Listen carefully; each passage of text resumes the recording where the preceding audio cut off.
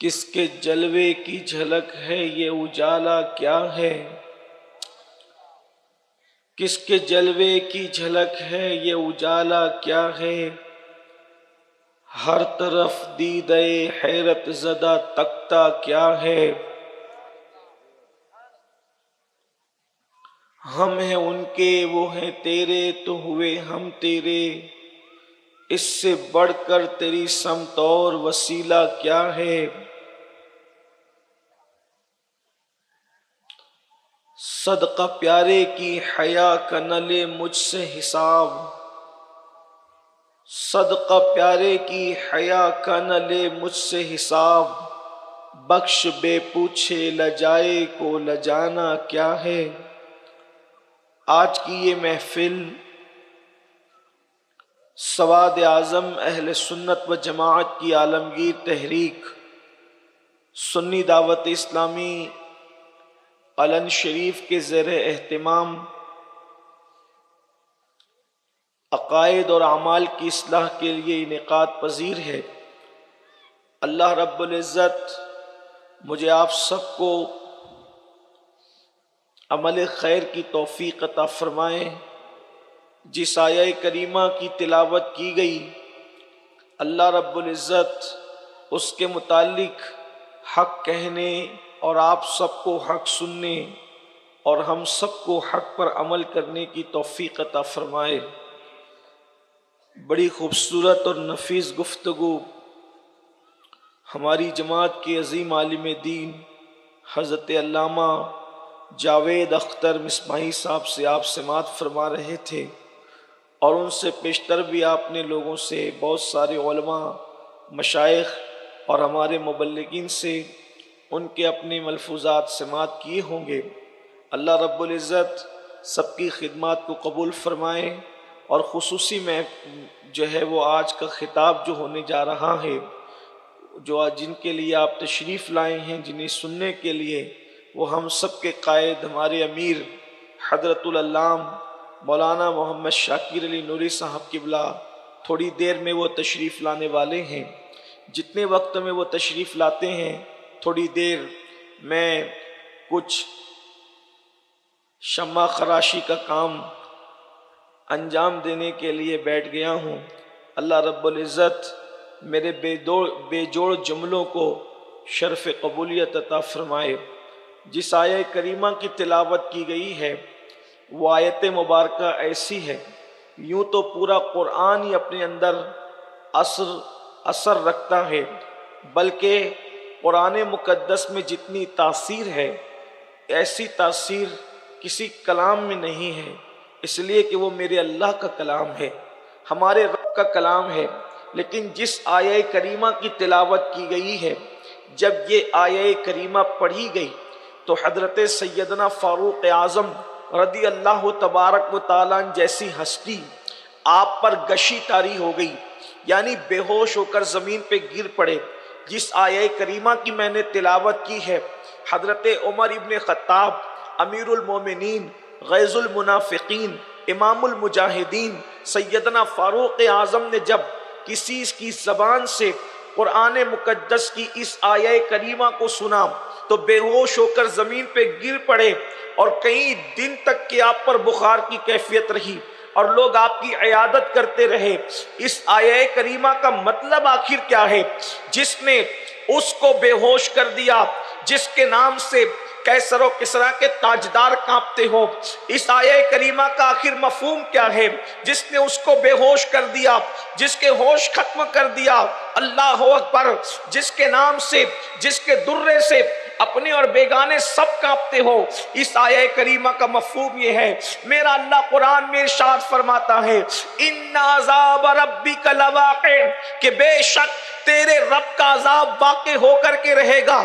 اور اس کے بعد پھر اللہ رب العزت دوسری آیہ کریمہ میں ارشاد فرماتا ہے، ما لہو من دافع، یعنی سن لو اللہ کا عذاب واقع ہو کر رہے گا، اگر کسی کے ذہن و دماغ کے اندر اگر یہ بات ہے کہ جب اللہ کا عذاب واقع ہو کر رہے گا تو پھر میں اس طرح بچ جاؤں گا، میں اس طرح بچ جاؤں گا، میں اس طرح بچ جاؤں گا، اس طرح بچنے کی سبیل نکال لوں گا، اللہ رب العزت فرما رہا ہے اللہ اکبر، تیرے رب کا عذاب واقع ہو کر رہے گا، اور جب تیرے رب کا عذاب واقع ہو کر رہے گا ما لہو من دافع، جب اللہ کسی پر عذاب کرنے کا فیصلہ کرے تو دنیا کی کوئی طاقت اللہ کے عذاب سے تمہیں بچا نہ سکے گی، ما لہو من دافع، اور پھر اس کو کوئی دفع کرنے والا نہ ہوگا، اس سے تمہیں کوئی بچانے والا نہ ہوگا، اس عذاب کو کوئی پھیرنے والا نہ ہوگا۔ اللہ اکبر، میرے پیارے آقا صلی اللہ علیہ وآلہ وسلم کے دیوانوں، اللہ کے عذاب کو تو پہاڑ بھی نہیں اٹھا سکتے، اللہ کے عذاب کو تو زمین اور آسمان بھی نہیں اٹھا سکتے۔ اللہ اکبر، رب تبارک و تعالیٰ کے عذاب کی مختلف شکلیں ہیں، کبھی زمین کے اوپر بھی عذاب آتا ہے، اور پھر قبر کے اندر بھی عذاب ہو سکتا ہے، اور پھر اللہ اکبر، پھر وہ عذاب جسے جہنم کا خوفناک عذاب کہتے ہیں، جسے جہنم کا دردناک عذاب کہتے ہیں، اس عذاب کی تو کیفیت ہی جدا ہے۔ اللہ اکبر، میرے آقا مصطفیٰ جان رحمت غیب دا نبی صلی اللہ علیہ وآلہ وسلم فرماتے ہیں کہ جہنم کے عذاب کی حقیقت جیسا کہ میں جانتا ہوں، اگر انسانوں کو بتا دیا جائے کہ جہنم کے عذاب کی حقیقت کیا ہے تو انسان ایسے پگھلنے لگے گا جیسے پانی کے اندر نمک پگھلنے لگتا ہے۔ اللہ اکبر، یہاں تک فرمایا گیا جہنم کے عذاب کی کچھ جھلکیاں بتائی گئی ہے سمجھانے کے لیے، اللہ اکبر، انسان کی کے ادراک کے لیے، انسان کے شعور کو دعوت فکر دینے کے لیے جہنم کے عذاب کا کچھ تذکرہ کیا گیا ہے۔ لیکن میرے آقا غیب دا نبی صلی اللہ علیہ وآلہ وسلم فرماتے ہیں جہنم میں جو عذاب دیا جائے گا اسے نہ کسی آنکھ نے دیکھا ہے نہ کسی کان نے سنا ہے، اللہ اکبر، اور اس کا حال یہ ہے انسان اس کا تصور نہیں کر سکتا۔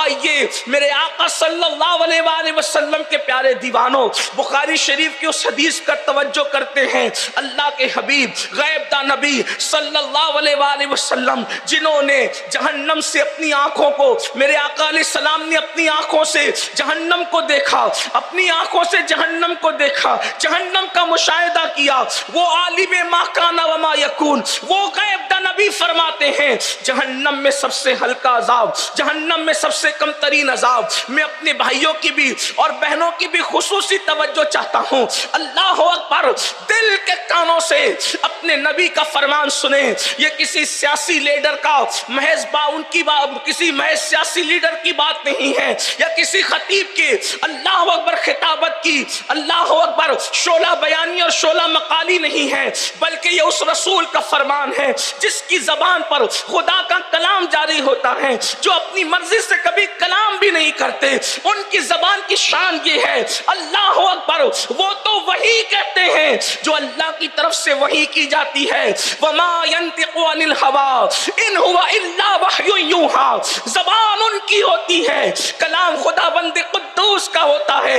آج یہ اللہ کے حبیب غیب دا نبی صلی اللہ علیہ وآلہ وسلم فرماتے ہیں کہ جہنم میں سب سے ہلکا عذاب، جہنم میں سب سے کم عذاب جس کو دیا جائے گا، کیا ہوگا جہنم کا ہلکا عذاب، کیا ہوگا جہنم کا کم عذاب؟ تو میرے آقا فرماتے ہیں جس کو سب سے کم ترین اور ہلکا عذاب دیا جائے گا وہ یہ کہ اس کے پیروں میں آگ کی جوتیاں پہنائی جائے گی۔ اللہ کے رسول علیہ السلام فرماتے ہیں جہنم کی آگ کی بنی ہوئی جوتیاں جس کے پیروں میں پہنائی جائے گی وہ سب سے ہلکا عذاب ہوگا، وہ سب سے کم عذاب ہوگا۔ اور وہ جہنم کی آگ کی جوتیوں کا حال کیا ہوگا؟ ہماری دنیا کی آگ سے 70 درجہ زیادہ تیز وہ آگ ہوگی، اللہ اللہ، دنیا کی آگ سے 70 درجہ زیادہ تیز وہ آگ ہوگی، اور اس آگ کی بنی ہوئی جوتیاں ہوگی، اور وہ جوتیاں پیروں میں پہنائی جائے گی، یہ سب سے کم عذاب ہوگا۔ اور اللہ کے سچے نبی صادق و مصدوق فرماتے ہیں جب آگ کی جوتیاں پیروں میں ڈالی جائے گی تو سر میں بھیجا ایسے کھولنے لگے گا جیسے چولہے پہ رکھی ہوئی ہانڈی کے اندر پانی کھولنے لگتا ہے، اور وہ بھیجا کھول کھول کے انسان کے پیروں پیروں پر گرے گا، یہ سب سے ہلکا عذاب ہے۔ اللہ کے رسول علیہ السلام فرماتے ہیں جہنم کی آگ کی تپش کا عالم یہ ہے، جہنم کی آگ کی حرارت کا عالم یہ ہے، اس میں اگر پہاڑ ڈال دیے جائیں تو پہاڑ پگھل جائے۔ آپ سے پوچھنا چاہتا ہوں جہنم کے راستے پر چلنے والے میرے بھائی مجھے بتاؤ، جہنم کے راستے پہ چلنے والی میری بہنوں مجھے بتاؤ، کیا ہمارا جسم پہاڑوں سے زیادہ مضبوط ہے؟ ہمارا جسم پتھروں سے زیادہ طاقتور ہے؟ اللہ اکبر، کتنے کمزور ہو میرے بھائی میری بہنوں، کتنی کمزور ہو۔ اپنی طاقت پر غرور نہ کرو، جو قوم مچھر کا ڈنک برداشت نہیں کر سکتی، جو قوم مکھی کا ڈنک برداشت نہیں کر سکتی، جو قوم مئی کی گرمی کو برداشت نہیں کر سکتی، ہم اللہ کا عذاب کیسے برداشت کر سکیں گے؟ ہم خدا کا عذاب کیسے برداشت کر سکیں گے؟ اللہ اکبر، میرے اور آپ کے آقا غیب داں نبی صلی اللہ علیہ وآلہ وسلم فرماتے ہیں، جس کو فقیہ ابو اللیث سمرقندی اپنی کتاب میں لکھتے ہیں کہ اللہ کے حبیب غیب داں نبی صلی اللہ علیہ وآلہ وسلم نے فرمایا کہ جہنم میں ایک وادی ہے، وادی، اس وادی کا حال یہ ہے کہ جہنم ایک دن میں 5 مرتبہ اس وادی سے پناہ مانگتا ہے۔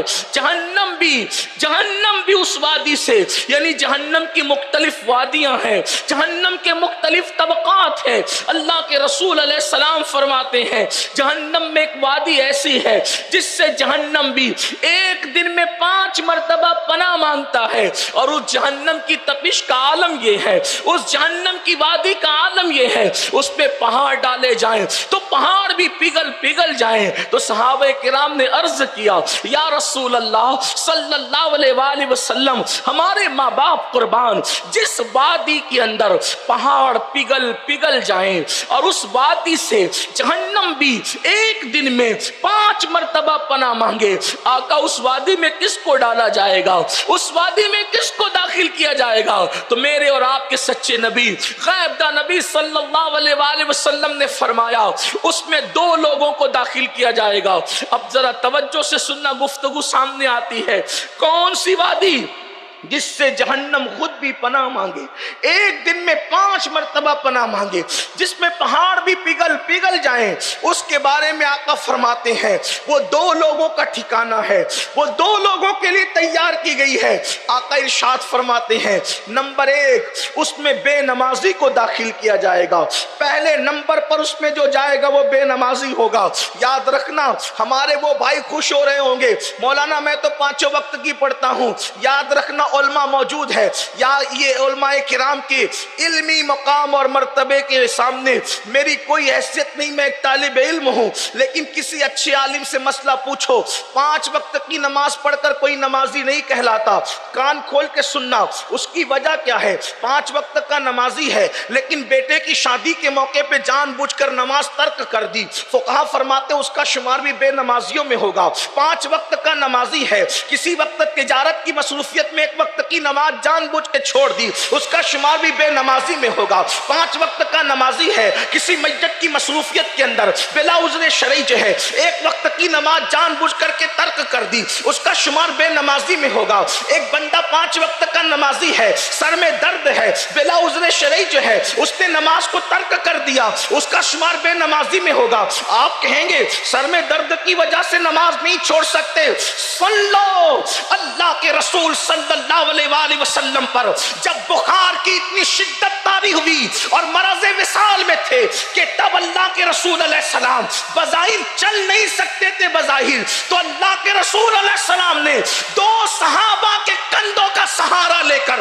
مسجد نبوی شریف تک تشریف لے گئے اور وہاں جا کر کے نماز ادا فرمائی۔ آپ سے پوچھنا چاہتا ہوں، پوچھا گیا کہ کب تک نماز چھوڑی جا سکتی ہے؟ تو فرمایا گیا اگر وہ کھڑے ہو کے نہیں پڑھ سکتا اسے بیٹھ کے پڑھنا ہوگا، بیٹھ کے نہیں پڑھ سکتا اشارے سے لیٹ کے پڑھ سکتا ہے تو لیٹ کر کے پڑھے، نماز معاف نہیں ہے۔ اور سن لو، نماز کو چھوڑ کر مسلمان ہونے کا دعویٰ کرنے والوں، نماز کو چھوڑ کر کے جنت کو اپنے باپ کی سمجھنے والوں، اللہ کے رسول علیہ السلام نے تو اپنے اصحاب کو بے نمازیوں کی صحبت میں بیٹھنے سے بھی منع کیا۔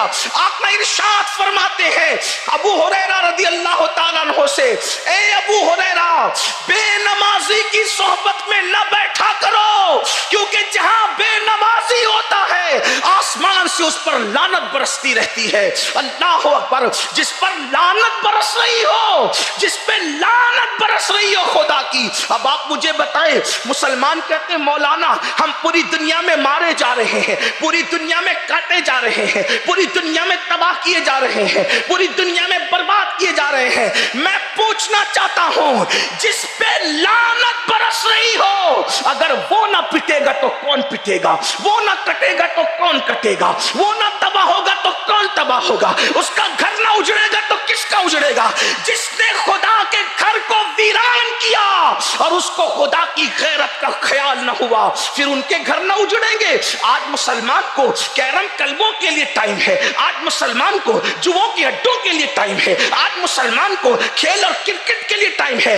کرکٹ کے میدان سجانے والوں، قیامت کے میدان کی فکر بھی تو کرو، میدان محشر کی بھی تو فکر کرو۔ کس قدر کھیل کود میں، یہ دنیا کھیل کود کے لیے ہے، یہ دنیا لہو لعب کے لیے ہے، یہ دنیا ٹائم پاس کے لیے ہے، یہ دنیا دل لگانے کے لیے ہے، یہ دنیا موج مستی کے لیے ہے، یہ دنیا عیش و عشرت کے لیے ہے۔ کہنے والے نے کہا جگہ جی لگانے کی دنیا نہیں ہے، یہ عبرت کی جا ہے، تماشا نہیں ہے۔ اللہ اکبر، موت آنی ہے، موت کی لٹکتی ہوئی تلوار ہمارے سروں پر پکار پکار کر کے رہی ہے۔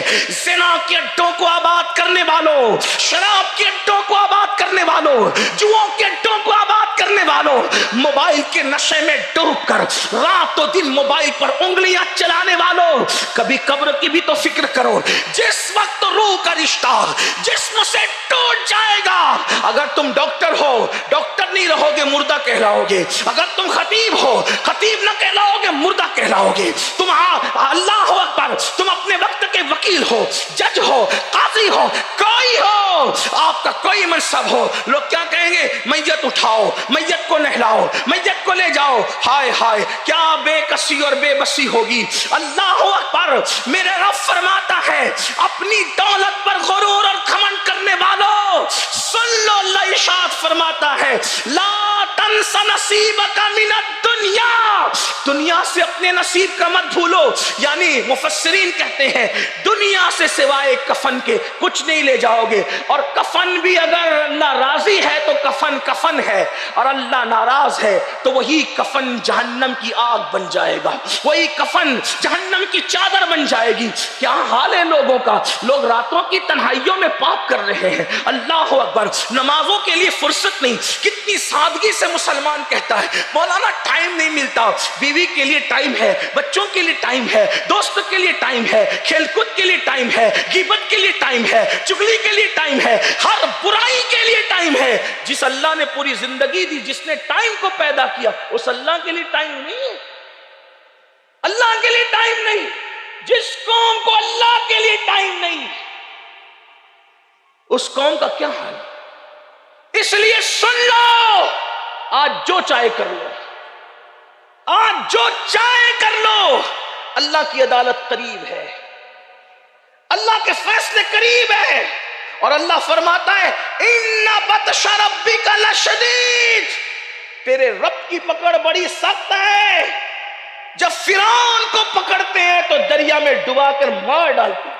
تم ایک دو کمپنی کے مالک ہو، 4-6 ایکڑ کھیت کے مالک ہو، اتنا گھمنڈ۔ وہ فرعون اور نمرود بڑی بڑی سلطنتوں کے مالک تھے۔ اللہ فرماتا ہے ہم نے فرعون کی لاش کو تمہارے لیے عبرت بنا دیا، اس کو نہ آج تک کفن مل سکا ہے، نہ آج تک قبر مل سکی ہے، ایک میوزیم کے اندر پڑا ہوا ہے، اور اس کی لاش پکار پکار کر کے رہی ہے۔ اگر دولت اور طاقت کے نشے میں خدا کی غیرت کو چیلنج کرو گے تو قبر سے بھی محروم رہو گے اور کفن سے بھی محروم رہو گے۔ اللہ اکبر، اس کی لاش کو کتوں نے بھی نہیں کھایا، اس کی لاش کو جانوروں نے بھی نہیں کھایا. مسلمانوں کہاں ہو اللہ کے بندو؟ اللہ سے ڈرو, اللہ کے عذاب سے ڈرو, رب کی بارگاہ میں رجوع کرو. قرآن کہتا ہے کہاں جا رہے ہو؟ فَفِرُّوا إِلَى اللَّهِ, دوڑو اللہ کی طرف, کسی اور کی طرف نہ دوڑو, اللہ کی طرف دوڑو. اور سن لو, کسی کی بھی طرف جاؤ گے تو دھوکہ کھاؤ گے. تنہا میرے رب کی بارگاہ ہے, اکیلے میرے رب کی بارگاہ ہے کہ اس کا وعدہ ہے مجرموں, گنہگاروں, پاپیوں. اللہ کے دربار کی شان یہ ہے کہ خود فرماتا ہے حدیث قدسی میں, میرا بندہ اگر چل کر آتا ہے تو میری رحمتیں اس کی طرف دوڑ کر کے جاتی ہے. آؤ اللہ کی رحمت سے مایوس نہ ہونا, اللہ کی طرف آؤ. تو عرض یہ کر رہا تھا, صحابہ کرام کے پوچھنے پر میرے آقا علیہ السلام نے فرمایا وہ جہنم کی وادی, وہ جہنم کا حصہ. کون سا جہنم کا حصہ؟ اللہ اکبر, جس سے جہنم بھی 5 بار ایک دن میں پناہ مانگتا ہے, اور جس میں پہاڑ بھی پگھل جائیں گے. 2 لوگ اس میں رہیں گے. نمبر 1 بے نمازی, اللہ ہماری حفاظت. آقا فرماتے ہیں بے نمازی کو زکات بھی مت دو, بے نمازی کو زکات بھی مت دو. اللہ کے رسول علیہ السلام نے ایک بار اپنے اصحاب سے فرمایا, یہ بھی سنیں, آج ہر بندہ چاہتا ہے کہ میرا مقدر سنور جائے, میرا مقدر سنور جائے. ہر بندہ چاہتا ہے میرا مقدر سنور جائے, میں بدبخت نہ رہوں, میں محروم نہ رہوں. لیکن میرے آقا نے اپنے اصحاب سے فرمایا, صحابہ کرام سے فرمایا, اے میرے صحابہ دعا کرو. آقا صحابہ سے کہنے دعا کرنے کے لیے, دعا سکھا رہے حضور. اے میرے صحابہ دعا کرو کہ اللہ کسی کو بدبخت نہ کرے, اللہ کسی کو محروم نہ کرے, نہ کوئی بدبخت رہے نہ کوئی محروم رہے. صحابہ کرام نے اللہ اکبر عرض کی, آقا بدبخت کون ہے, محروم کون ہے؟ تو فرمایا اے میرے صحابہ جو نماز چھوڑ دیتا ہے وہ بدبخت بھی ہے, وہ محروم بھی ہے. مقدر کے عروج کی دعائیں کرنے والے اگر ان کو سجدوں کے لیے ٹائم نہیں ہے تو وہ بدبختی کے لیے تیار رہیں.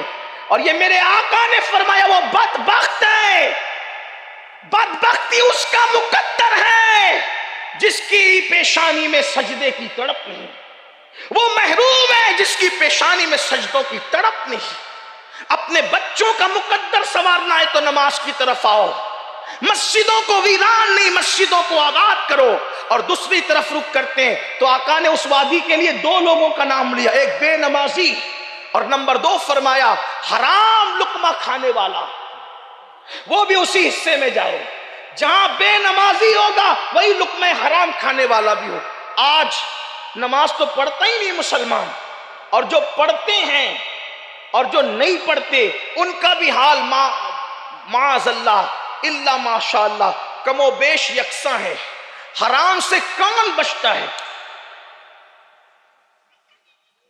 لوگوں کا ایک ذہن بن گیا, جن کے شراب کے دھندے بس وہی حرام کھا رہے ہیں, وہ تو کھا ہی رہے ہیں, اس میں کوئی شک ہی نہیں. جن کے جوؤں کے دھندے وہ حرام کھا رہے ہیں, وہ تو کھا ہی رہے, کوئی شک نہیں.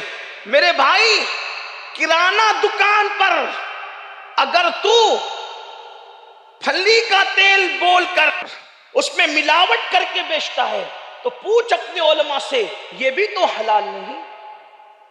جھوٹی قسم کھا کے دھوکہ دے کر تو تجارت کرتا ہے, یہ بھی تو حلال نہیں.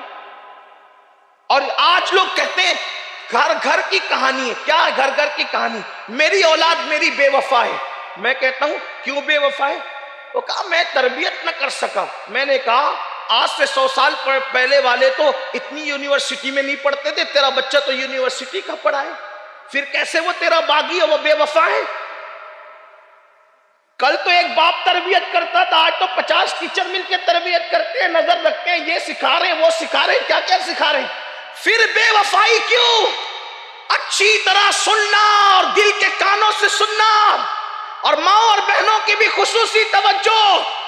اگر باولاد بڑھاپے میں لات مار کے گھر سے نکال رہی ہے, اگر اولاد غداری اور بے وفائی کر رہی ہے کہاں سے پڑھا؟ کہاں فلاں یونیورسٹی، کہاں سے پڑھا؟ کہاں فلاں کالج سے، کہاں سے پڑھا؟ فلاں مدرسے سے، کہیں سے بھی پڑھوا لو، اگر آپ نے حلال نہیں کھلایا تو آپ کی اولاد کبھی آپ کی وفادار ہو نہیں سکتی۔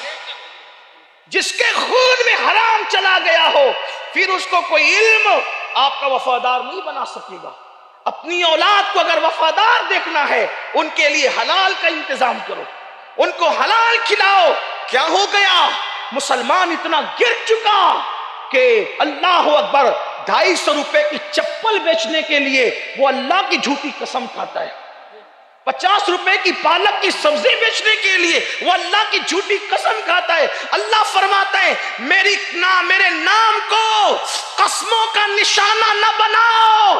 ابن حجر لکھتے اللہ پاک کا ارشاد ہے حدیث قدسی میں کہ جو میری جھوٹی قسم کھائے گا میں اس کی 7 نسلوں کو برباد کر دوں گا۔ میاں بیوی کے جھگڑے میں اللہ کی قسم، پارٹنرشپ کے جھگڑے میں اللہ کی قسم، وہ بھی جھوٹی قسمیں۔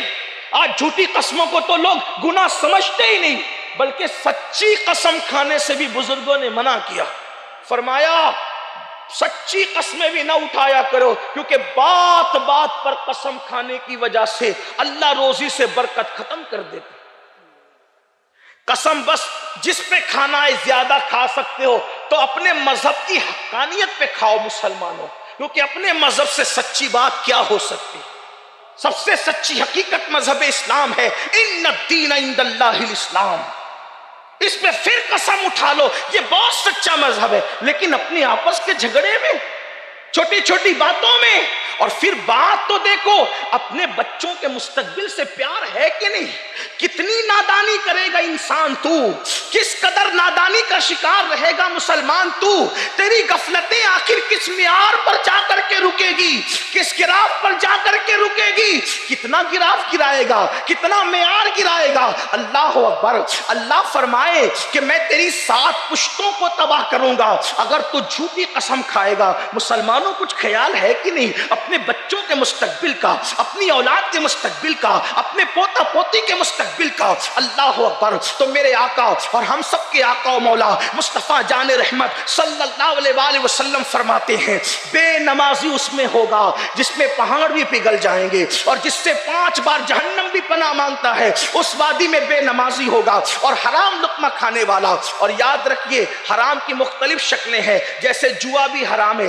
آج کل جوا کو بہت پرموٹ کر رہی ہے حکومتیں، خاص طور پر جب بھی آپ تقریر سننے جائیں، نعت سننے جائیں، موبائل اوپن کریں یوٹیوب کی طرف تو بہت جوے کی اشتہار کی جا رہی ہے، لوگوں کو جوا میں ڈبانے کی کوشش کی جا رہی ہے، جھوٹے چہرے لائے جاتے ہیں، اس نے اتنے کروڑ کمایا، اس نے اتنے کروڑ کمایا۔ میں نے کہا اگر کروڑوں کما بھی لیا تو تباہ ہوا۔ ہمارے یہاں جوا میں جیت گیا تو جہنم ملے اور ہار گیا تو جہنم ملے۔ آپ غور کریں، جس جوئے میں جیتنے پہ بھی جہنم، اور جیتنے پہ جہنم کیسے؟ جیتنے پہ تباہی اور جہنم اس طرح، اگر وہ جوا کا جیت لیا تو جو کپڑا پہنا تو کپڑا نہیں پہنا، جہنم کا لباس پہنا۔ جب تک وہ کپڑا تیرے بدن پہ رہے گا اللہ کی لعنت تجھ پہ ہوگی، جب تک وہ کپڑا تیرے بدن پہ رہے گا کوئی نماز قبول نہیں ہوگی، کوئی دعا قبول نہیں ہوگی۔ اللہ اکبر، اللہ اکبر۔ یہاں تک ہمارے بزرگوں نے لکھا کہ اگر وہ جوئے کے پیسے سے تو نے بنیت ثواب صدقہ کیا تو تیرے ایمان پہ بھی خطرہ ہے۔ یہ میں محتاط الفاظ میں کہہ رہا ہوں، ورنہ فقہ نے بہت سخت بات لکھی ہے جو میں نہیں کہنا چاہتا یہاں، تیرے ایمان کو بھی، ورنہ آپ اس کے لیے فتاوی رضویہ کی طرف رجوع کریں تو آپ کو اصل حکم ملے گا، ورنہ ایمان پر بھی خطرہ ہے۔ اگر آپ نے بنیت ثواب حرام مال سے، جس کا حرام ہونا قطعی اور یقینی آپ کو معلوم تھا، کیونکہ آپ کا مال تو آپ کو معلوم ہے کہ حرام کا ہے کہ حلال کا ہے۔ آج کل کچھ لوگ کہتے ہیں نہیں مولانا اس لیے حرام کما لیتے ہیں کہ کچھ بیواؤں کی پرورش ہمیں کرنی ہوتی ہے۔ ہم نے کہا بیواؤں کی پرورش کرنا تجھ پہ فرض نہیں ہے، حرام سے بچنا تجھ پہ فرض ہے۔ یہ کیا لوگوں نے طریقہ نکال لیا؟ ہمارے امام اہل سنت مثال دیتے ہیں، حرام مال سے صدقہ دینا ایسے ہی ہے جیسے پیشاب سے ناپاک کپڑے کو دھلنا۔ پیشاب ڈال ڈال کر ناپاک کپڑا دھلو تو اور ہونا کیا ہے، اس کی ناپاکی اور بڑھنی اور کیا ہے۔ اگر اسی حرام مال سے حج اور عمرہ کو گیا، ہر قدم پر گناہ لکھا جائے. یہ جیتنے کا انجام ہے. اگر اس مال حرام مال سے گھر بنایا، جب تک اس کی ایک ایک اینٹ باقی رہے گی تجھ پہ لعنت برستی رہے. اگر تم مر بھی گیا اس میں کوئی اور رہے گا لیکن لعنت تجھ پر برستی رہے گی. اس لیے اللہ کی بارگاہ میں توبہ کرو. یہ دنیا میں کوئی ہمیشہ نہ رہا ہے نہ رہے. ہم سے پہلے ہمارے باپ دادا تھے، ان سے پہلے ان کے باپ دادا تھے، ان سے پہلے ان کے. میرے بھائی زندگی فٹ پاتھ پر بھی گزر جاتی ہے. جینے والے فٹ پاتھ پر بھی جی چکے. زندگیاں جھوپڑیوں میں بھی گزر جاتی ہے، زندگیاں محلوں میں بھی گزر جاتی. گزرنا تو ہے محلوں میں، جھوپڑی میں، جھوپڑے میں، فٹ پاتھ پہ.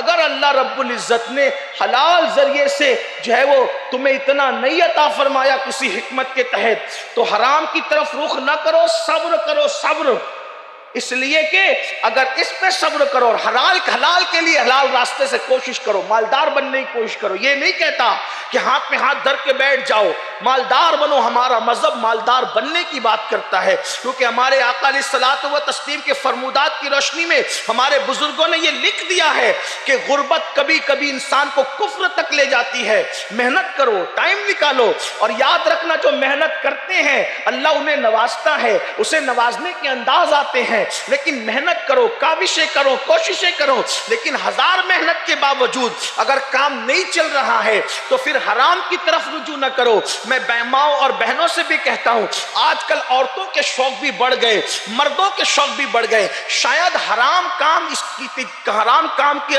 معاملات اس لیے عروج پر ہیں کہ مردوں کے بھی شوق بڑھے اور عورتوں کے بھی شوق بڑھے. مردوں کے شوق کیا بڑھ گئے کہ ہر مہینہ کہیں نہ کہیں گھومنے پھرنے جانا، ہر نیا موبائل لینا ضروری، عورتوں پر ہر شادی میں نیا لباس، اور پھر جو ہے وہ ہر مہینہ 2 مہینے پر زیورات لینا ضروری. یاد رکھنا اللہ نے نوازا ہے تو لو، شان سے زندگی گزارو، اس میں کوئی ممانعت نہیں. لیکن نہیں ہے تو دوسروں کو دیکھ کر کے اپنی آخرت تباہ نہ کرو. ٹھیک ہے کوئی لیتا ہے تو لے، آپ صبر کرو. میرے آقا صلی اللہ علیہ وآلہ وسلم کے دیوانوں، آخر بتائیں تو صحیح، رسول اللہ دنیا کے سب سے مالدار انسان تھے، پھر پیٹ پر پتھر باندھنے کی حکمت کیا تھی؟ جب میں کہتا ہوں کہ حضور سب سے مالدار انسان تھے تو لوگوں کے ماتھے پر سلوٹیں آنے لگتی ہے کہ یہ کیسی بات کرتا ہے، حضور سب سے مالدار انسان تھے. وہ تو پیون والا کپڑا پہنتے تھے، 3 مہینہ ان کے گھر میں چولہا نہیں جلتا تھا، پھر اس کو کیا ہو گیا کہتے ہیں مالدار انسان تھے. میں کہتا ہوں صرف مالدار نہیں مانتا، میرا عقیدہ تو یہ ہے کہ ان سے پہلے ان سے بڑا مالدار کوئی نہیں گزرا، اور ان کے بعد قیامت تک ان سے بڑا مالدار کوئی ہو نہیں سکتا. اس کی وجہ یہ ہے کوئی ایک ریاست کا مالک ہے، کوئی ایک ملک کا مالک ہے، کوئی 2 ملک کا مالک ہے. تنہا میرا نبی ہے جسے خدا نے اپنی ہر مخلوق کا مالک کیا ہے. میرے امام کہتے ہیں خالق کل نے آپ کو مالک کل بنا دیا. دونوں جہاں ہیں آپ کے قبضہ و اختیار میں.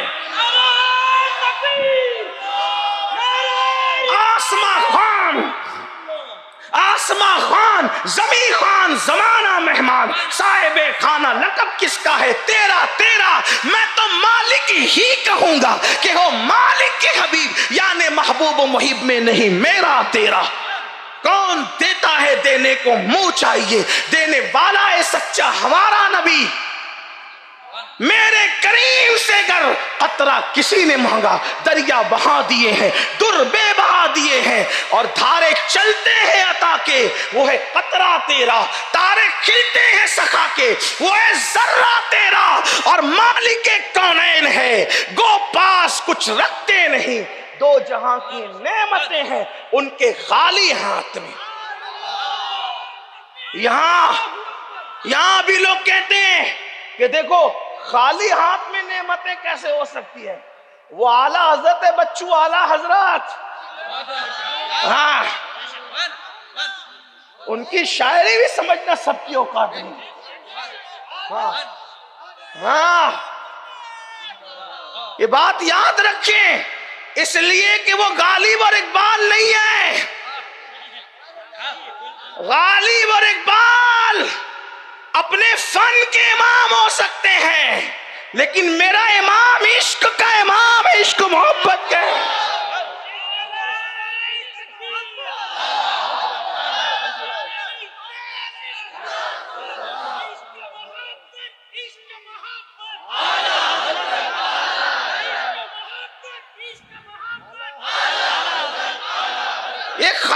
میں تھوڑا بات اس لیے کہ لوگ انٹرنیٹ پہ گھروں کے اندھورے میں بیٹھ کر سنتے ہیں تو کئی لوگوں کو تکلیف نہ ہو، اس لیے مجھے ان کا بھی خیال رہتا ہے.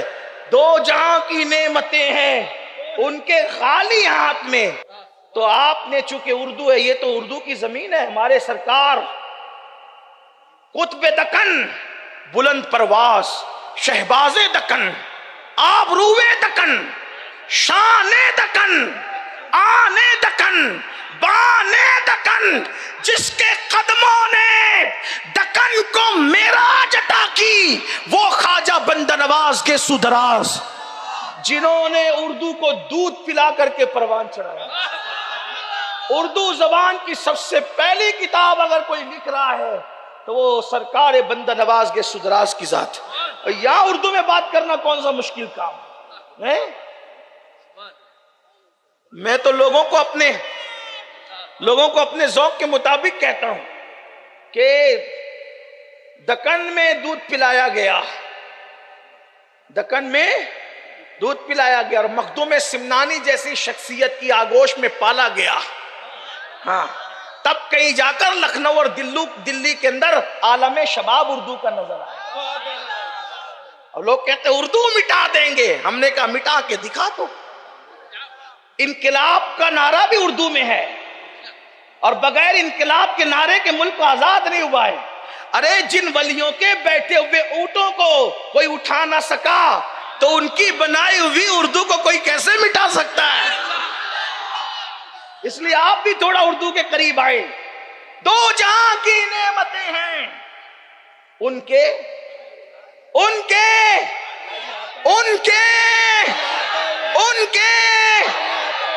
خالی ہاتھ میں. خالی ہاتھ کا دو مطلب ہو سکتا ہے. ایک خالی کا مطلب ہوتا ہے جس میں کچھ نہ ہو، یہ خالی ہے نا. اور ایک اردو کا محاورہ ہے خالی. کیا مطلب؟ کتنے بندے ہیں وہاں اور خالی 5 بندے بیٹھے ہیں. کتنے بندے بیٹھے؟ خالی. جلسہ ہو گیا تو کا میدان خالی ہو گیا، مطلب اس میں کچھ نہیں ہے. اور بندے 5 خالی 5 بیٹھے، مطلب کیا؟ صرف 5، چھٹا کوئی نہیں. بات سمجھ میں آتی؟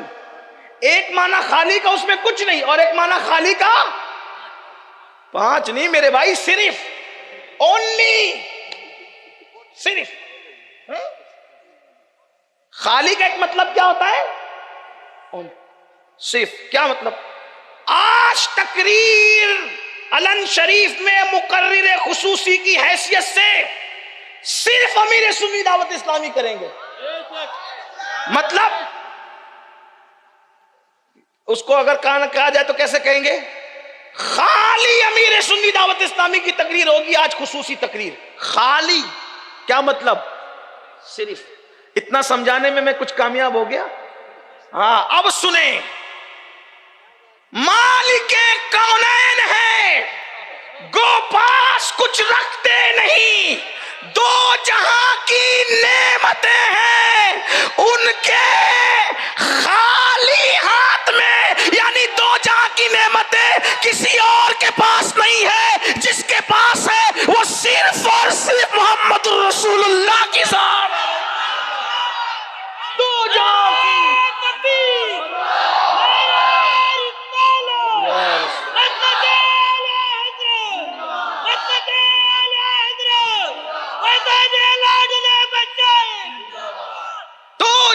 کی نعمت. اب ایک خالی کا معنی سمجھ میں آیا؟ خالی مطلب صرف، یہ بھی معنی ہے اس کا. دو جہاں کی نعمتیں ہیں ان کے خالی ہاتھ میں، صرف ان کے ہاتھ میں.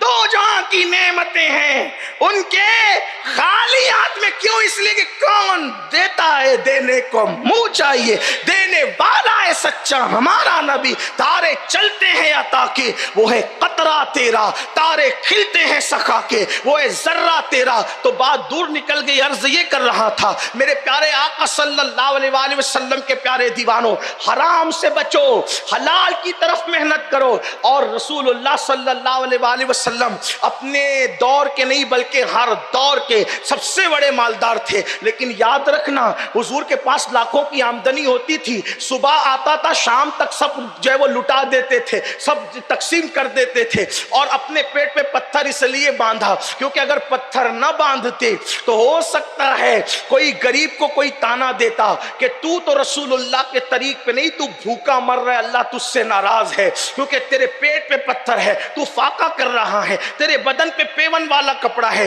وہ تو رسول اللہ امیروں کے بھی نبی تھے، غریبوں کے بھی تھے، پیٹ پہ پتھر باندھ کے پیون کا لباس اس لیے پہنا تاکہ ہماری غربت پر سنت کا پردہ ڈال دے، اور ہمیں کوئی پیون کے لباس یا پھٹے لباس میں دیکھے تو غربت کا تانا نہ دے، بلکہ کہے دیکھو دیکھو 14 صدیوں کے بعد بھی نبی کا کتنا وفادار ہے کہ دنیا کہاں جا رہی ہے، یہ پیون کے لباس کی سنت پر عمل کر رہا ہے۔ بولو یہ لوگ کہیں دیکھو دنیا کہاں جا رہی ہے، فاقے کی سنت پہ عمل کر رہا ہے، لیکن چونکہ وہ امیروں کے بھی نبی تھے، ایسا نہیں کہ صرف غریبوں کو اپنایا، امیروں کو بھی اپنایا۔ ایسا نہ ہو کہ کوئی جلسے میں قیمتی لباس پہن کے آئے تو کوئی کنکھیوں سے اشارہ کر کے کہے دیکھو کتنا بڑا فرعون آ گیا، نمرود کا متوالا آ گیا، قیمتی کپڑے پہن کے آیا۔ حضور نے قیمتی نہیں پہنے تو حضور علیہ السلام نے ملک کے شام سے بھی منگا کر پہنے شامی جبے، یمن سے بھی منگا کے پہنے یمنی جبے، اللہ اللہ، اور اتنے مہنگے پہن کر کے بتا دیا کہ پیون والا لگا کر، پیون والا پہن کر غریبوں کے لیے سنت بنا دیا، اور قیمتی شامی اور یمنی جبے پہن کر یہ مالداروں کے لیے بھی سنت بنا دیا۔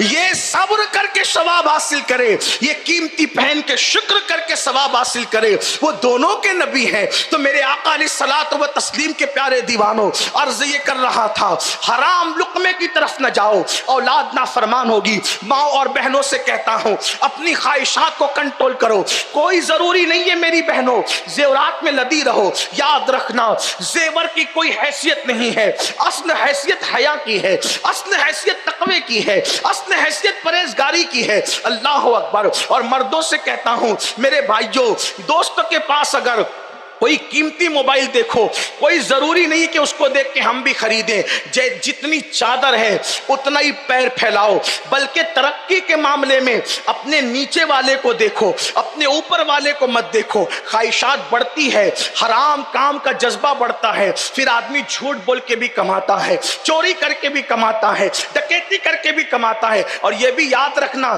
جب پیٹ میں حرام جائے گا نا تو نماز میں لذت نہیں آئے گی، نماز میں لطف نہیں آئے گا، دعاؤں میں تاثیر نہیں ہوگی، آنکھوں میں چمک نہیں ہوگی۔ لوگ کہتے ہیں، بہت لوگ ہم سے کہتے ہیں حضرت مجھے رونا نہیں آتا اللہ کے لیے، مکے میں بھی رونا نہیں آیا، مدینہ منورہ میں بھی رونا نہیں آیا۔ کیوں نہیں آیا یہ تو اللہ جانے، لیکن اتنا ضرور ہے ہم نے اپنے بزرگوں سے سنا جس کا پیٹ میں حرام ہوتا ہے اس کا دل سخت ہو جاتا ہے، اور جس کا دل سخت ہو جاتا ہے اس کے دل پر اللہ اکبر نصیحت کی باتیں اثر نہیں کرتی، پھر اس کو اللہ کے لیے رونا نہیں آتا، اس کو اللہ کی خشیت میں رونا نہیں آتا، اس کو رسول اللہ کی محبت میں رونا نہیں آتا۔ کسی نے ایک مرتبہ امام غزالی سے پوچھا کہ رونا کیوں نہیں آتا؟ فرمایا دلوں کی سختی کی وجہ سے۔ فرمایا اگر رونے کی کوشش کرے پھر بھی رونا نہ آئے تو فرمایا کہ اس کو اپنے آپ پر رونا چاہیے۔ یہ قول میں نے مولا علی کے حوالے سے دیکھا۔ امام غزالی فرماتے ہیں اللہ اکبر، اندازہ فرمائے مسلمانوں ہمارے دل سخت کیوں ہوئے، ہماری اولاد کے دل سخت کیوں ہو رہے ہیں؟ پیٹ میں حرام ہے، اور ان حرام میں سب سے بدترین حرام سود ہے، سود بیاج، اس لیے کہ اور بھی حرام حرام ہے، لیکن سود کے متعلق، بیاج کے متعلق اللہ فرماتا ہے کہ جو سود کھاتے ہیں میں ان کے ساتھ اعلان جنگ کرتا ہوں۔ اللہ جس سے اعلان جنگ کرے، میرے بھائی اپنی حیثیت محلے کے کارپوریٹر سے جیتنے کی بھی ہماری اوقات نہیں ہے۔ کوئی محلے کا ایک آدھ چھوکرا گنڈا گردی کرے نا تو ہم اس سے بھی ڈرتے ہیں، ہے نا، اس کی تھوڑی بہت طاقت سے بھی ڈرتے ہیں جو ایک آدھ سال جیم کر کے اپنے بازوؤں کو مضبوط کر لے۔ آپ غور کریں اللہ کی طاقت کیا ہے، اللہ کی طاقت جو لنگڑے مچھر سے نمرود کو ہلاک کرے، جو فرعون کو غرق کرے، اللہ سود کھانے اور سود کا دھندا کرنے والوں کے ساتھ اعلان جنگ کر رہا ہے، اعلان جنگ۔ اور آج کل تو کچھ ظالموں نے بچت گٹ کے نام پر ملک ہندوستان کے اندر ایک سودی نظام قائم کیا۔ آپ کے کرناٹک میں کیا ہے مجھے نہیں پتا، لیکن ہمارے مہاراشٹر میں یہ لعنت بڑھ رہی ہے۔ اور یہ بچت گٹ، اس میں صرف وہ عورتوں کو قرضہ دیتے ہیں، عورتوں سے میٹنگ کرتے ہیں، عورتیں ہی حصہ لے سکتی ہے۔ اچھا، ہمارے یہاں بچت گٹ کہتے ہیں، آپ کے یہاں سنگ کہتے ہیں۔ ہاں، وہ سنگ نہیں ہے، وہ بھنگ ہے، ہنسنے کی بات نہیں۔ مسلمانوں، تمہاری غیرت کہاں گئی؟ غیرت کہاں مر گئی تمہاری غیرت؟ جو مذہب بہن بیٹی کو مسجد میں نماز پڑھنے کے لیے جانے سے منع کرے، تم اس مذہب کی ماننے والی عورتوں کو سنگ کے نام پر ان مشرکوں کے درمیان بھیک مانگنے کے لیے سود کے نام پہ جانے کی اجازت دیتے ہو۔ جو مذہب اسلام عورت کو اکیلے حج پہ جانے کی اجازت نہ دے، اس مذہب کی ماننے والی عورتیں اپنے محرم کے بغیر مشرکوں کے درمیان سود کے لیے بیٹھ رہی ہے، اور وہ سود کے نام پر باضابطہ زنا کی چین بن رہی ہے۔ اس کے شواہد اور اس کے ثبوت مل چکے ہیں، لوگ بے چین ہیں۔ کہاں ہو؟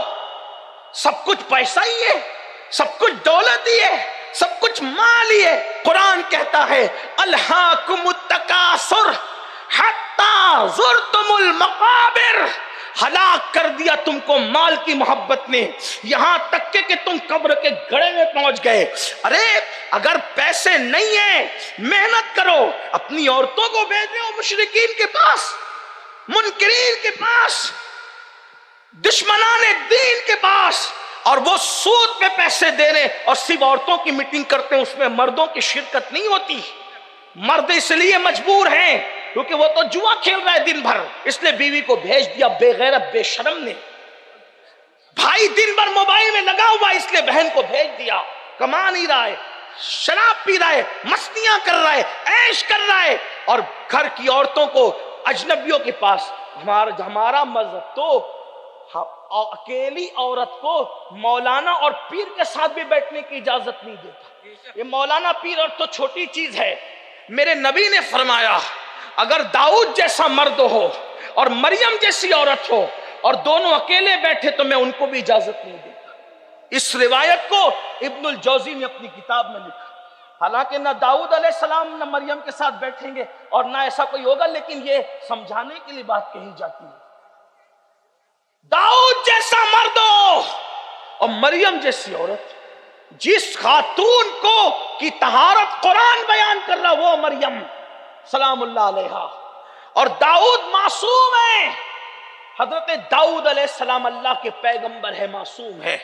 اللہ کے نبی فرمانے اگر بفرض محال وہ دونوں آپس میں بیٹھنا چاہیں، میں بیٹھنے کی اجازت نہیں دیتا۔ اور ہم نے اپنے گھر کی بیٹیوں کو مشرکین کے پاس، وہ بھی سود کے لیے، حرام کے لیے، بچت گٹ اور سنگ کے نام پر نہیں۔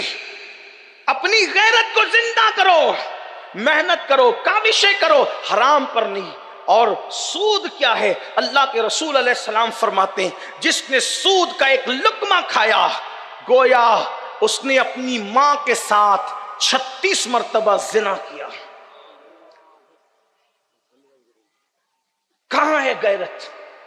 توبہ کرو، توبہ کے دروازے کھلے ہوئے ہیں، ورنہ یاد رکھنا اللہ کے حبیب علیہ السلام فرماتے ہیں میں معراج کی شب میں نے بجلی کی کڑک سنی، اور جب بجلی کی کڑک سنی تو میں نے سر اٹھا کر کے دیکھا تو کیا دیکھا؟ کچھ لوگ ایسے ہیں جن کے پیٹ کمروں کی طرح ہے، کمرے روم کی طرح، کمروں کی طرح، گھروں کی طرح، اور اس میں بچھو ہے، بچھو، اور جہنم کی آگ بھری ہوئی ہے۔ میں نے پوچھا جبریل یہ کون لوگ ہیں؟ تو جبریل امین نے عرض کیا یا رسول اللہ صلی اللہ علیہ وآلہ وسلم یہ سود خور لوگ، سود کھانے والا یعنی سود لینے والا، جتنا بڑا مجرم لینے والا اتنا ہی بڑا دینے والا، اس پہ گواہ رہنے والے پہ حضور نے لعنت فرمائی، سود لکھنے والے پہ بھی حضور نے لعنت فرمائی، گواہ بننے والے پہ بھی لعنت، لینے والے پہ بھی لعنت، دینے والے پہ بھی لعنت، لکھنے والے پہ بھی لعنت۔ اللہ اکبر۔ آپ غور تو فرمائے مسلمانوں، کتنی لعنتیں مول لوگے اور پھر سوچتے سکون ملے؟ جس پر اللہ اور فرشتوں کی لعنت پڑے، جس پر نبیوں کی لعنت پڑے، اس کے دل کو سکون اور قرار کیسے ملے گا؟ روٹی کپڑا مکان تو میرے بھائی روٹی تو کتے کو بھی مل جاتی ہے، اللہ رزاق مطلق ہے، حرام ہی بچا اب۔ اللہ اللہ۔ آئیے آج کے سنی اجتماع سے جو سیدی لاڈلے مشائخ رحمت اللہ علیہ کے قدموں میں، ان کے جوار کرم میں، ان کے دیار میں منعقد کیا گیا ہے، یہاں سے اٹھنے سے پہلے عہد کرو بھوکے رہیں گے لیکن حرام لقمہ کبھی منہ میں ڈالیں گے نہیں، اپنے بچوں کے منہ میں حرام لقمہ کبھی جانے نہیں دیں گے۔ ماؤں اور بہنوں سے بھی کہتا ہوں، اپنے شوہر کو یہ مت کہو کہ کچھ بھی کرو اور ہمارا شوق پورا کرو، بلکہ اپنے شوہر کو یہ کہو جیسے کہ پہلے کی خواتین کہتی تھی کہ خالی ہاتھ آ جانا مگر حرام گھر میں لے کر مت آنا۔ ہم بھوکے تو رہ سکتے ہیں لیکن اللہ کی نافرمانی نہیں کر سکتے۔ آپ جانتے ہیں میرے بھائیوں، جو بچے نیک بنتے ہیں اللہ اللہ کس وجہ سے بنتے ہیں؟ اس میں حلال کو بہت دخل ہے، اور بچے جو باغی بنتے ہیں وہ کس وجہ سے بنتے ہیں؟ اس میں حرام کو بہت دخل ہے۔ اپنے بچوں کو حرام لقمے سے بچاؤ۔ جب سیدی مخدوم اشرف جہانگیر سمنانی اپنی ماں کے شکم میں آئے تو ان کے والد نے اللہ اکبر ذمہ داری سونپی تھی گھر والوں کو کہ میری بیوی کے پیٹ میں کوئی مشکوک ڈاؤٹ فل لقمہ جانے نہ دینا۔ لوگوں نے پوچھا تھا وجہ، کہ میرا بچہ پرورش پا رہا ہے، اگر بیوی کے منہ میں چلا گیا تو اس کا اثر بچے پر پڑے گا، اور جب بچے پر حرام کا اثر پڑے گا تو میرا بچہ اللہ والا نہیں ہو سکتا، میرا بچہ نیک اور پرہیزگار نہیں ہو سکتا۔ میرے آقا صلی اللہ علیہ وآلہ وسلم کے دیوانوں اندازہ تو کرے، اس لیے حلال کو لازم پکڑو۔ آج سے پہلے جو ہوا سو ہوا، اس کے بارے میں اللہ کی بارگاہ میں گڑ گڑاؤ، رو، سچی توبہ کرو۔ یاد رکھیے بہت سارے ایسے بندے ہیں جن کی زندگیاں مبتلا تھی ان سارے کاموں میں، لیکن انہوں نے توبہ کی تو اللہ نے ان کو معاف کیا۔ بس اپنی گفتگو کو مکمل کرتے ہوئے اختتام پر ایک بات کہتا ہوں، مجھے یاد آ رہی وہ شخصیت جس نے پوری زندگی سود کا دھندا کرتے ہوئے گزارا تھا۔ اللہ اللہ، اس جوان کو صوفیہ نے اپنی کتابوں میں جگہ دی ہے۔ اللہ اکبر۔ اپنے ذوق کے مطابق اپنے الفاظ کے جامع میں بطور خلاصہ علامہ ارشد القادری کی تحریروں کا سہارا لیتے ہوئے آپ کی خدمت میں پیش کرنا چاہتا ہوں۔ حبیب نام کا ایک جوان ہے، سود کا دھندا کرتا ہے، سود کا دھندا، اور سود خوروں کے بارے میں ابن حجر نے اپنی کتاب میں لکھا کہ سود خوروں کی قبروں پر شب قدر میں بھی عذاب ہوتا ہے۔ سود کا دھندا کرنے والوں، اللہ کرے تمہارے کانوں تک فقیر قادری کی آواز پہنچے۔ شب قدر میں بھی ان کی قبروں پہ عذاب ہوتا ہے جنہوں نے سود کے دھندے کیے۔ ابن حجر لکھ رہے ہیں، اٹھا کر دیکھو، الزواجر اٹھا کر کے دیکھو، یعنی رمضان شریف کی سب سے افضل ترین رات جسے لیلۃ القدر کہتے، قرآن اسے خیر من الف شہر کہتا ہے، 1000 مہینوں سے بہتر رات کہتا ہے، جس میں بے شمار بندوں کی مغفرت ہوتی ہے، بے شمار بندوں کو بخشا جاتا ہے۔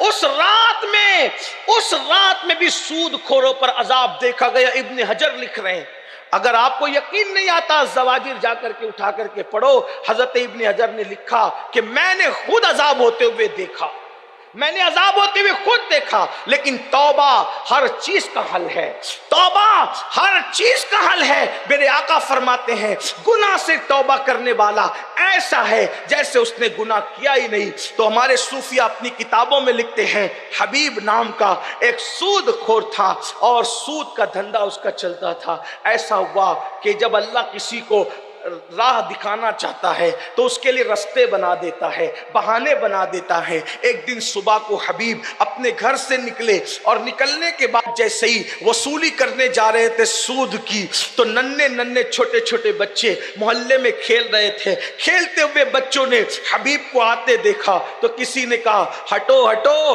حبیب سود خور آ رہا ہے، ہٹو ہٹو، حبیب سود خور آ رہا ہے۔ اس کے پیروں کا غبار اگر ہمیں لگ جائے جائے گا تو اللہ ہم سے ناراض نہ ہو جائے، اس لیے ہٹو۔ اس دور کے بچوں میں بھی کتنی تربیت کا ماحول تھا کہ وہ سود خور کے پیروں کے غبار سے بھی بچنا چاہتے تھے۔ کیسے ماں باپ نے تربیت کی تھی، حبیب کے دل پر ننھے سے بچوں کی ننھی ننھی بات چوٹ کر گئی، لیکن جب دل سخت زیادہ ہو جاتا ہے تو پھر بہت جلدی سے باتوں کا اثر نہیں ہوتا۔ اللہ اللہ، دل نے بات پہ چوٹ کیا، حبیب نے اپنا سفر آگے جاری رکھا۔ جہاں پر سے سود کا بتا، سود کا ہفتہ وصول کرنا تھا، دروازے پہ دستک دی، اندر سے آواز آئی کون؟ باہر سے جواب گیا حبیب۔ حبیب کا نام سن کر لرزہ طاری ہو گیا، نسوانی آواز آئی اور کہا کہ حبیب، ہمارے گھر میں 3 دن کا فاقہ تھا اور میرے شوہر جو ہے وہ تمہارے ہی لیے انتظام کرنے کے لیے گئے ہیں، وہ انتظام کر دیں گے حبیب، تم چلے جاؤ یہاں سے۔ حبیب نے کہا، یہ بھی حدیث پاک میں آتا ہے، سود خوروں کا دل بھی سخت ہوتا ہے، سود خور لوگ بے مروت ہو جاتے ہیں، ان میں مروت باقی نہیں رہتی۔ اللہ اکبر۔ حبیب نے جواب دیا، تمہیں پتا نہیں، جب بھی میں کہیں جاتا ہوں تو لیے بغیر ٹلتا نہیں ہوں، اس لیے میں ٹل نہیں سکتا، میں ہٹ نہیں سکتا،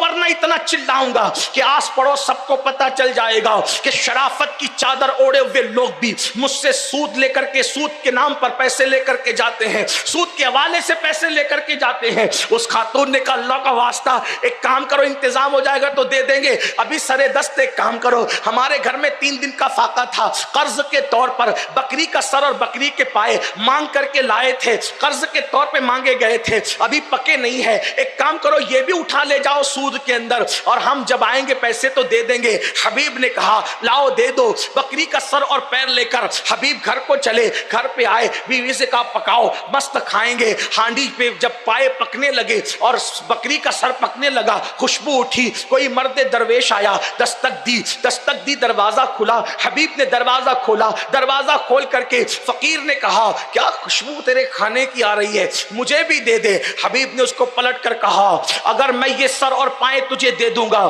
تو تم مالدار نہیں ہوگا، مگر میں غریب ضرور ہو جاؤں گا، نکل جا یہاں سے، میں تیری کوئی مدد نہیں کر سکتا۔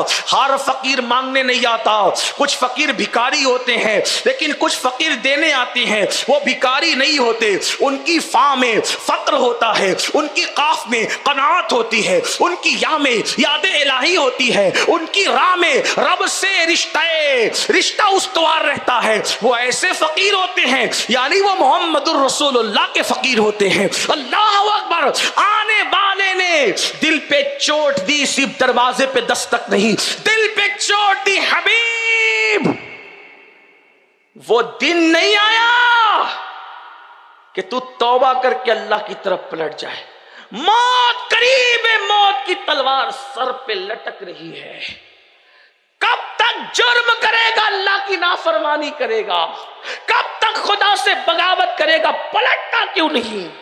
وہ تو چلا گیا۔ بچوں کا کہنا، فقیر کا کہنا، دسترخوان بچھنے کا وقت آیا، بھوک شباب پر تھی، دسترخوان بچا، ہانڈی سے جیسے ڈھکن ہٹایا تو پورا کھانا خون میں تبدیل ہو چکا تھا۔ 2 چوٹ تھی، یہ تیسری۔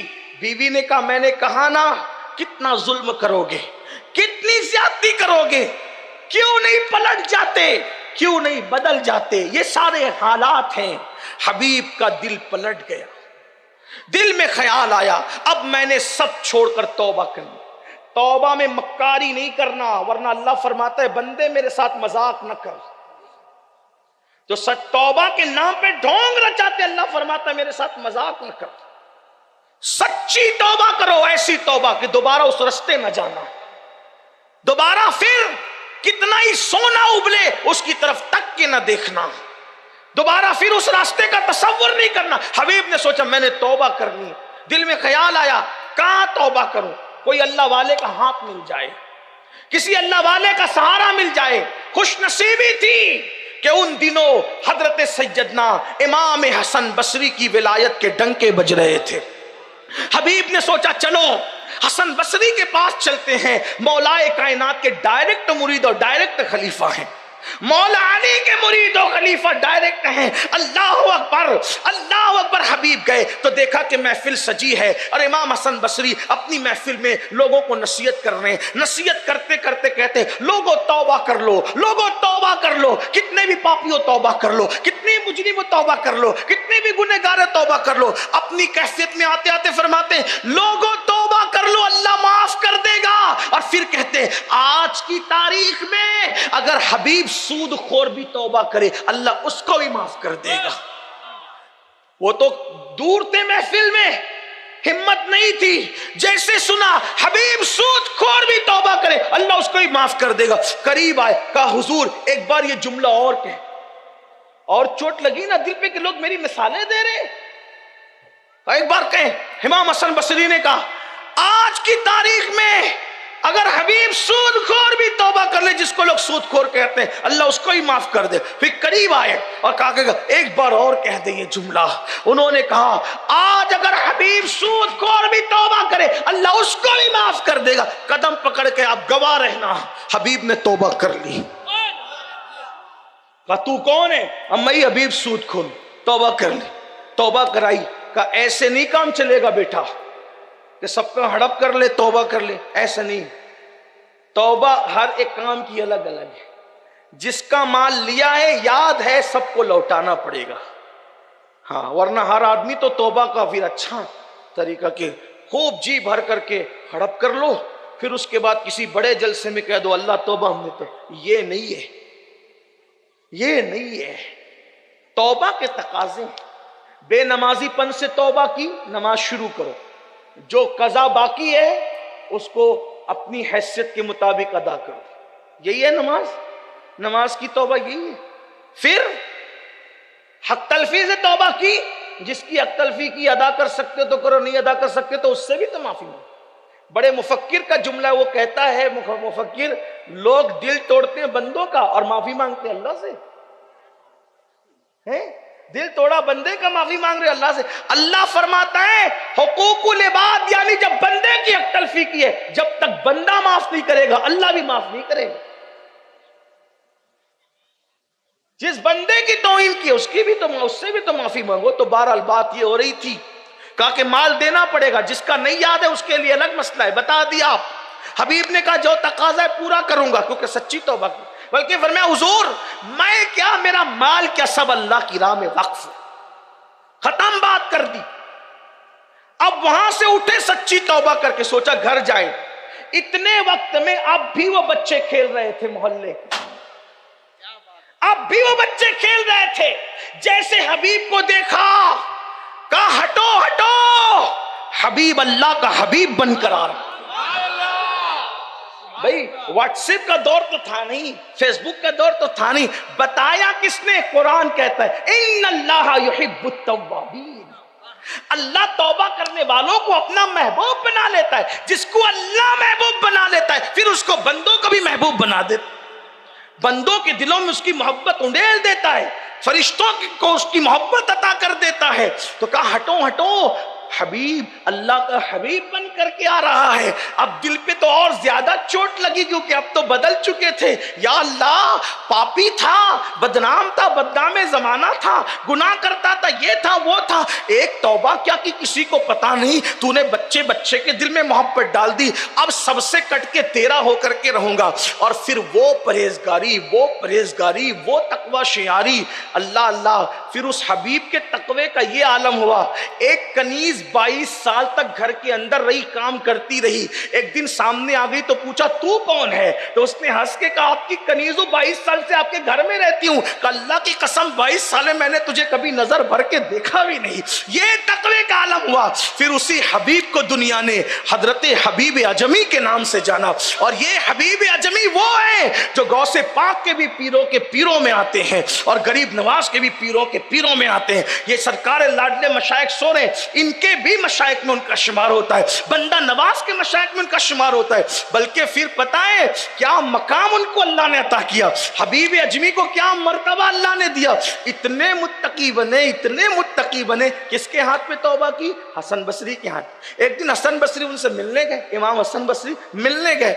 मगरिब का वक्त था, अजान हो गई, नमाज शुरू कर दी उन्होंने। किसने? हबीब अजमी ने। इमाम हसन बसरी आए, रुक गए।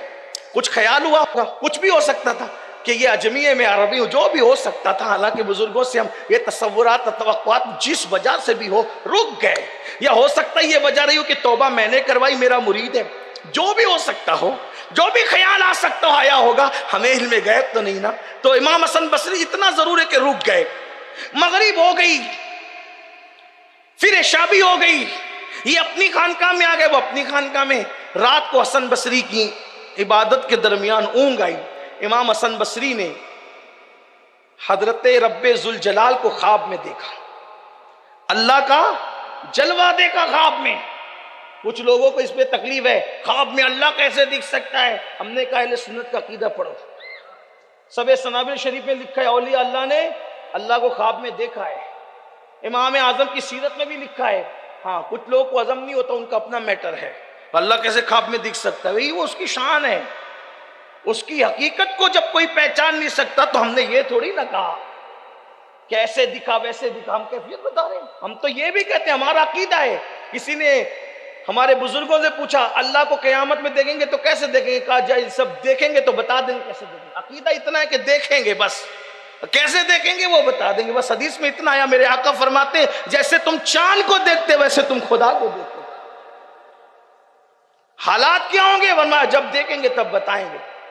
نزہت القاری اٹھا کر پڑھیں، اس میں ہی لکھا ہوا ہے۔ کیا عرض کر رہا تھا؟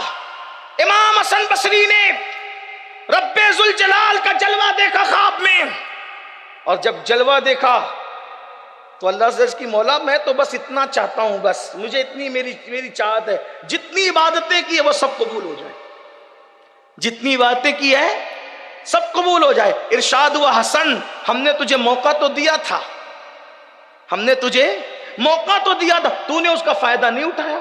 مولا کب موقع دیا تھا؟ کہا آج مغرب کی نماز حبیب اجمی پڑھا رہے تھے، اگر ان کے پیچھے پڑھ لیتے تو جو چاہ رہے تھے وہ سب مل جاتے۔ اس دن احساس ہوا کیا توبہ کرانے والا مرشد، توبہ کرانے والا مرشد، توبہ کرنے والا مرید، لیکن اللہ توبہ کرنے والوں کی عزت کیسے بڑھا۔ یہ نہیں کہہ رہا ہوں کہ حبیب اجمی کا مرتبہ امام حسن بصری سے بڑھ گیا، مرتبے کی بات نہیں کر رہا ہوں، اللہ توبہ کرنے والوں کی شان بتا رہا ہے کہ توبہ کرنے والوں کو تان مت دیا کرو، ان پہ لان مت کیا کرو، ان کو یہ مت کہا کرو کہ 100 چوہے کھا کے بلی حج کو چلی۔ یہ سارے ضابطے گندے تم نے تیار کر رکھے۔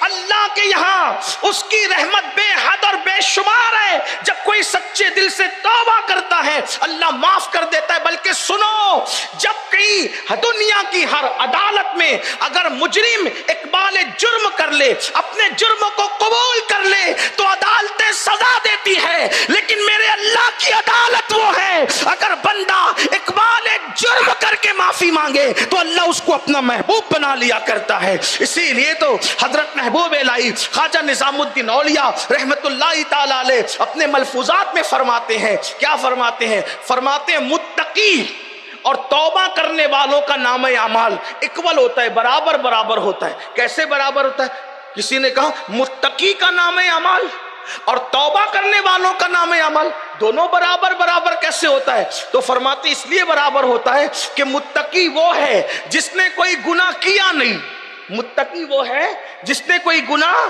کیا نہیں، اور تائب توبہ کرنے والا وہ ہے گناہ کیا تو تھا مگر توبہ کی وجہ سے سارے گناہ مٹا دیے گئے، اس لیے اس کا نام اعمال بھی گناہ سے خالی، اس کا نام اعمال بھی گناہ سے خالی۔ یہ ہے توبہ کی برکت۔ تو آئیے، زندگی میں نمازیں ترک ہوئی ہو، زندگی میں کوئی بے حیائی کا کام ہو گیا ہو، زندگی کے اندر حرام لقمہ منہ میں چلا گیا ہو، یا معاذ اللہ کوئی سود کے دھندے میں مبتلا ہو، یا معاذ اللہ کسی نے شراب پیا ہو، کسی نے نشہ کیا ہو، کسی نے کسی عورت پر معاذ اللہ تعالی جو ہے وہ ظلم کیا، جبر کیا، اللہ نے توبہ کے دروازے کھول رکھے ہیں۔ سچی توبہ کرو رب کی بارگاہ میں۔ سنی دعوت اسلامی کا مقصد یہ ہوتا ہے ان محفلوں کو سجانے کا، تاکہ ہم اللہ کی بارگاہ میں پلٹیں، رب کی بارگاہ میں رجوع ہوں۔ یقیناً آپ لوگ دور دور سے بھی آئے ہوں گے، نزدیک سے بھی آئے ہوں گے، گے. علن شریف والوں سے بھی کہتا ہوں اور آس پاس کے لوگوں سے بھی کہتا ہوں، یہ سواد اعظم اہل سنت و جماعت کی عالمگیر تحریک سنی دعوت اسلامی نہ کسی سلسلے کی تحریک ہے، نہ کسی برادری کی تحریک ہے، نہ کسی سیاسی پارٹی کی تحریک ہے، نہ کسی خطے کی ہے، نہ کسی قبیلے کی ہے، نہ کسی شخصیت کی ہے. یہ تحریک خالص مدینے والے مصطفیٰ جان رحمت کی تحریک ہے، اور اس تحریک کا مقصد ایک ہے، انہیں جانا، انہیں مانا، نہ رکھا غیر سے کام. للہ الحمد میں دنیا سے مسلمان گیا. اس تحریک کا مقصد یہ ہے، پھٹکے ہوئے آہو کو پھر سوئے حرم لے چل. اس تحریک کا مقصد یہ ہے، خدا تجھے کسی طوفان سے آشنا کر دے کہ تیری بحر کی موجوں میں اضطراب نہیں. آج یہ تحریک سنی دعوت اسلامی سے جڑیں، جو جس فیلڈ سے تعلق رکھتا ہے اس فیلڈ کے اعتبار سے سنی دعوت اسلامی سے جڑیں، سنی دعوت اسلامی کے قریب آئیں. اس تحریک کا مقصد ایک ہی ہے کہ مصطفیٰ جان رحمت کا عشق گھر گھر عام کر دیا جائے. نہ گناہ کریں گے، نہ گناہ کرنے دیں گے، نہ گناہ کریں گے، نہ گناہ کرنے دیں گے، نہ خود گناہ کے قریب جائیں گے، نہ کسی کو گناہ کے قریب جانے دیں گے. اگر لوگوں کو گناہ سے بچانے کے لیے چاہے جتنی محنتیں کرنی پڑے، چاہے جتنی تکلیفیں اٹھانی پڑے، چاہے ہمیں کوئی رسوا کر دے، چاہے ہمیں کوئی ذلیل کر دے، ہر دکھ اٹھا سکتے ہیں، ہر تکلیف اٹھا سکتے ہیں، ہر محنت کر سکتے ہیں، لیکن مصطفیٰ جان رحمت کی اس بھولی بھالی امت کو کبھی جرائم کے قریب نہیں جانے دے سکتے، کبھی گناہوں کے قریب نہیں جانے دے سکتے. میری قوم کے جوانوں، بے شمار گناہگار دل ہمارا انتظار کر رہے ہیں کہ کوئی آ کر ان کی اصلاح کرے اور ان کو مصطفیٰ جان رحمت کا در دکھا دے، ان کو اللہ کے گھر کی طرف لے آئے. آج یہ محنت کیجئے، اپنی جوانی کا صحیح استعمال کیجئے، اپنے وقت کا صحیح استعمال کیجئے، سنی دعوت اسلامی سے جڑیے اور اپنا رول پلے کیجئے. میرے آقا نے مولا علی سے کہا تھا، اے علی، اگر تیری وجہ سے ایک بندے کو بھی ہدایت مل جائے، ایک بندہ بھی سنور جائے، سدھر جائے، تو یہ پوری دنیا کی نعمت سے تیرے لیے بہتر ہے. ایک مقام پہ فرمایا، سرخ اونٹوں سے بہتر ہے. اس لیے آئیے اپنی زندگی کا، اپنے وقت کا صحیح استعمال کرتے ہوئے خود بھی نیک بنیے، دوسروں کو بھی نیک بنائیے، خود بھی عشق رسول کے سانچے میں ڈھلیے، دوسروں کو بھی عشق رسول کے سانچے میں ڈھالیے. کبھی شیطان وسوسہ دلاتا ہے کہ میں نیک نہیں ہوں، میں کسی کو نیکی کی دعوت کیسے دوں؟ تو سن لو، آپ نیک نہیں ہیں پھر بھی لوگوں کو نیکی کی دعوت دو. ہو سکتا ہے وہ نیک کام کر لے اور اس کی نیکی کی وجہ سے اللہ ہمیں بخش دے، یہ بھی تو ہو سکتا ہے. اس لیے آپ نماز کے داعی بنیں، آپ لوگوں کو سنت مصطفیٰ سکھائیں. اللہ رب العزت کی بارگاہ میں میں دعا کرتا ہوں، اللہ ہماری زندگی میں ہم سے وہ کام لے لے جس سے اللہ اور اس کے رسول راضی ہو جائیں. ہماری زندگیوں میں اللہ انقلاب پیدا کر دے، ہمیں سچا محمد الرسول اللہ کا غلام بنا دے، ہمیں سچا ولیوں کا غلام بنا دے. ہم لوگ ولیوں کی زمین پہ رہتے ہیں، لیکن رہنے کے باوجود بھی ہم ان سے کوئی سیکھتے نہیں. یہ بزرگان دین، کوئی مدینہ منورہ سے آیا، کوئی دلی سے آیا، اللہ اکبر، کوئی کہاں سے آیا، کوئی ایران سے آیا، کوئی عراق سے آیا. یہ اولیاء اللہ لوگوں کو سدھارنے کے لیے آئے اور یہی کے ہو کر کے رہ گئے. ہم تو یہی رہنے والے لوگ ہیں. اگر ہم محنت کریں گے، کاوشیں کریں گے، کوششیں کریں گے، انشاءاللہ ایک صالح انقلاب بپا ہوگا.